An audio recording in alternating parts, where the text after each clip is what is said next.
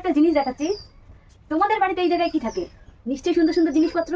আমাদের বাড়িতে কি থাকে? আমার বাবা মায়ের কাণ্ড। প্রথমে মুড়ির টুকলা, বিস্কিট, দুধ পাউডার, আরো বিস্কিট, একটা বনরুটি, চিনি, টোস্ট। হ্যাঁ, টোস্টই তো বলে, টোস্ট। আর কিছু আছে কি?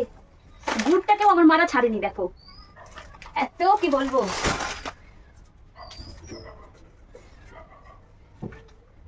না, এখানে আর কিছু নেই।